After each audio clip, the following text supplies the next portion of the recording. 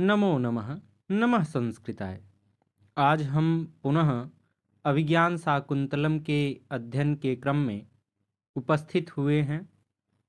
अभी तक हमने अभिज्ञान शाकुंतलम के तृतीय अंक के कुल 17 श्लोकों का अध्ययन कर लिया है।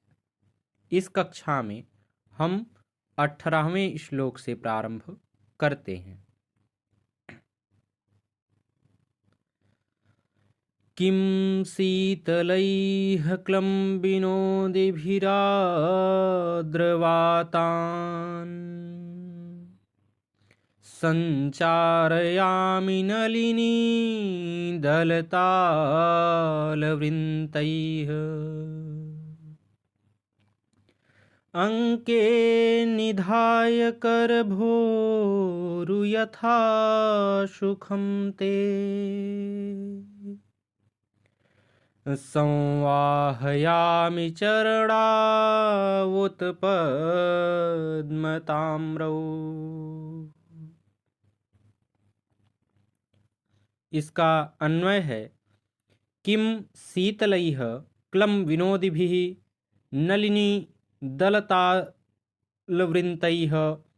आर्द्रवातान् संचारयामि उत करभोरु ते पद्मताम्रौ चरणौ अंके निधाय यथासुखम संवाहयामि।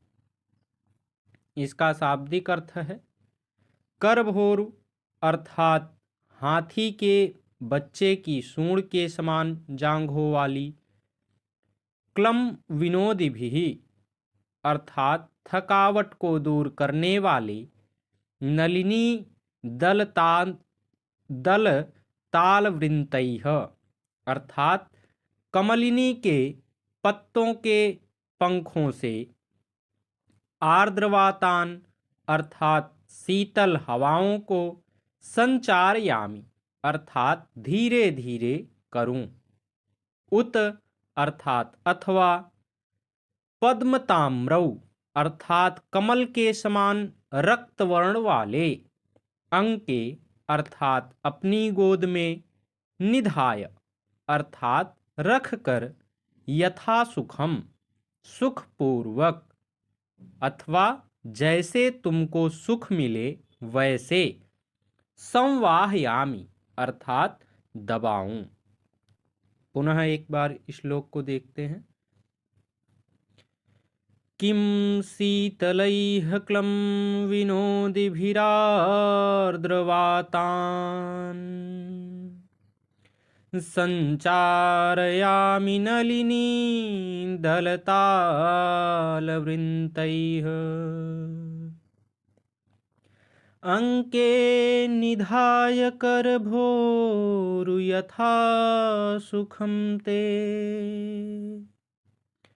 संवाहयामि चरणावुत्पद्मताम्रौ। अर्थात क्या मैं शीतल थकान को दूर करने वाले कमल पत्र के पंखे से ठंडी हवा करूं, अथवा हे करभोरु तेरे कमल के तुल्य लाल चरणों को गोद में रख करके जिस प्रकार तुम्हें सुख मिले उस प्रकार दबाऊं। इसकी टिप्पणी में हम बताएंगे कि यह वसंत तिलका छंद में लिखा गया है और इसमें परिणाम, परिकर और विकल्प अलंकार का प्रयोग है। 19वां श्लोक है। उत्सृज्य कुसुमशयनं नलिनीदलकल्पितस्तनावरणम्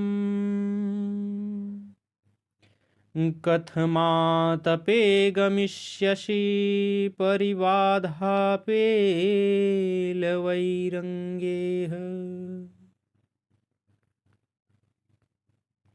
इसका अन्वय है नलिनी दल कल्पित स्तनावरणम कुसुमशयनम उत्सृज्य परिबाधापेलवैः अंगैः कथम आतपे गमिष्यसि। इसका शाब्दिक अर्थ है नलिनी दल कल्पित स्तनावरणम, अर्थात कमलिनी के पत्तों से किया है स्तनों के आवरण को, जिसमें ऐसे उत्सृज्य अर्थात छोड़कर परिबाधा पेलवैह, अर्थात काम पीड़ा से कोमल, आतपे अर्थात गर्मी में अथवा धूप में, कुसुम शयनम पुष्पों की सैया को। पुनः एक बार श्लोक को देखते हैं। उत्सृज्य कुसुम शयनम नलिनी दल कल्पित स्तनावरणम, कथमातपे गमिष्यसि परिबाधा पेलवैरंगैः।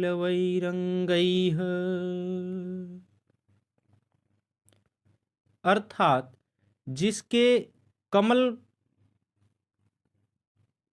पत्रों से स्तनों का आवरण बनाया है, ऐसी पुष्पशैया को छोड़कर पीड़ा के कारण कोमल अंगों से तुम धूप में कैसे जाओगी। इसकी टिप्पणी में हम बताएंगे कि यह आर्या छंद में लिखा गया है और इसमें काव्यलिंग और परिकर अलंकार का प्रयोग है। 20वां श्लोक है। गांधर्वेण विवाहेन वहव्यो राजर्षि कन्यकाः, श्रूयन्ते परिणितास्ताः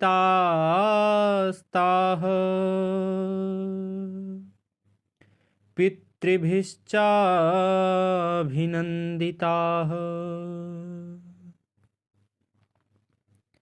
इसका अन्वय है वहव्यः राजर्षि कन्यकाः गांधर्वेण विवाहेन परिणताः ताः पितृभिः अभिनंदिताः च श्रूयन्ते। इसका शाब्दिक अर्थ है वहव्यः अर्थात अनेक, राजर्षि कन्यकाः अर्थात राजर्षियों अथवा क्षत्रियों की कन्याएं, परिणिताः अर्थात विवाह की गई, ताः अर्थात वे कन्याएं, पितृभिः अर्थात माता पिता द्वारा, अभिनंदिताः अर्थात अभिनंदित की गई, श्रूयन्ते अर्थात सुना जाता है। पुनः एक बार श्लोक को देखते हैं। गांधर्वेण विवाहेन वहव्यो राजर्षि कन्यकाः, श्रूयन्ते परिणितास्ताः